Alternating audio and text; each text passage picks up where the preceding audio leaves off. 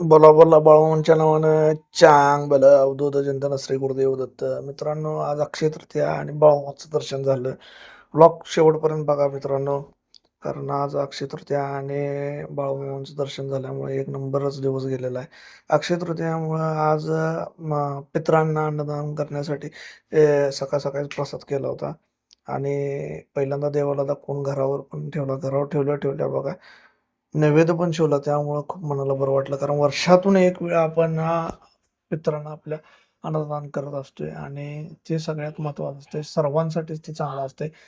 स्मशानभूमीमध्ये गेल्यानंतर स्मशानभूमीमध्ये आता इथं एवढे लोक बसलेले आणि एवढा प्रसाद होता, की आपला नंबर आता इथं कावळा शिवल असं मला वाटलंच नाही. कारण एवढी गर्दी होती तिथं.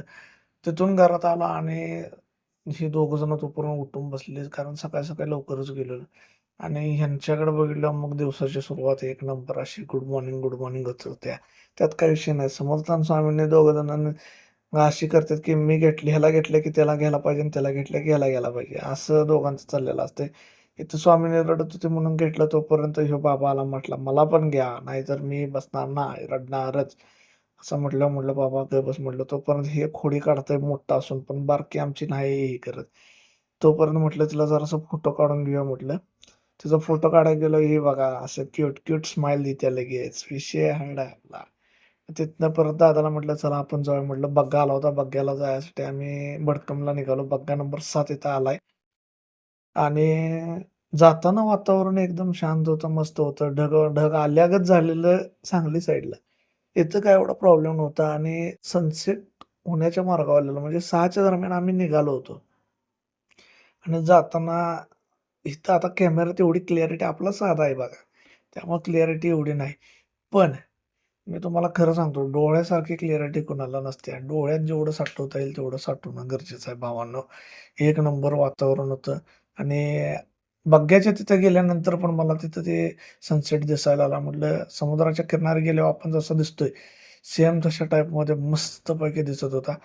तिथे गेल्यावर म्हटलं आता पहिल्यांदा दर्शन घेऊया, कारण वारा जरा सुटायला चालू झालेला. तिकडं मेंढपाळ आणि तेन आलेलीत, सगळे मेंढ्या आलेले. समर्थला दर्शन तिथं घेऊन जाऊया म्हणून सांगितलं होतं.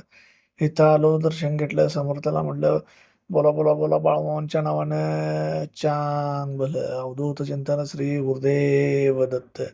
समर्थ पण एन्जॉय करत होता आणि वारं सुटायच्या आधीच एक 5 मिनिटं आम्ही इथं दर्शन घेतलं आणि खाली पण बसलो होतो. मस्तपैकी एन्जॉय केला. इथं दर्शन घेतलं देवाचं आणि हळू वारं सुटायला आल्यावर त्यांची लगबग चालू झालेली, की वारं जर जास्त सुटलं तर काय करायचं, काय करायचं?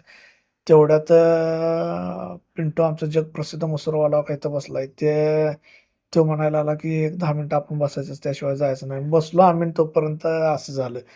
बाळूमामांची इच्छा होती, की आम्ही बसावं, कारण गेलो असतो तर अडकून बसलो असतो, कारण समर्थ सोबत होता. वाजलेले ते 6, 6:30 आणि पाऊस जर पडला असता किंवा वारं सुटलं असतं, तर आम्हाला कुठं मध्ये-आधी थांबायचं झालं नसतं. ही बाळूमामांचीच लीला आहे, त्यात काही वादच नाही. आम्ही थांबलो बराच वेळ. अनोळखी लोकं सगळी ओळखीची झाली ती बऱ्यापैकी. एवढं वारं सुटलेलं मित्रांनो, इथं संध्याकाळ झाली होती पण शूट आहे, पण ती काही दिसलेलं नाही व्यवस्थित. एवढा पाऊस चालू होता, एवढं वारं चालू होतं, पण इथं महाप्रसाद जो चालू होता मेंढपाळांसाठी आणि लोकांसाठी, अजिबात त्या चुलीला जाळ थांबला नव्हता. कंटिन्यू जाळ चालू होता. इथं लहान मुलं वगैरे होती, ते एवढं वारं असताना सकट सगळी सुखरूप होती ती. ही बाळूमामांची लीला आहे मित्रांनो. ज्यांची श्रद्धा असते बाळूमामांवर त्यांना माहीत असते. शेवटी ह्यो मांडव आता जाईल उडून आणि पावसात आता पाऊस चालू झाला होता तोपर्यंत. मग तिथं निर्णय घेतला त्याने, की ते काढूनच ठेवलेलं बरं. कारण वारं एवढं चालू झालं होतं, की त्याला लिमिट नाही आणि वारं लय मोठं होतं. आणि त्यामुळे म्हटले ते, की ते आता सोडलेलं बरं. संध्याकाळचं टायमिंग व्हायला लाईट तोपर्यंत गेली.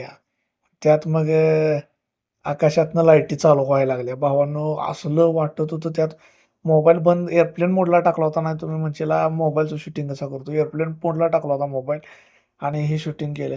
समर्थ पूर्ण गारटला होता. त्याला घेतलं होतं जवळ.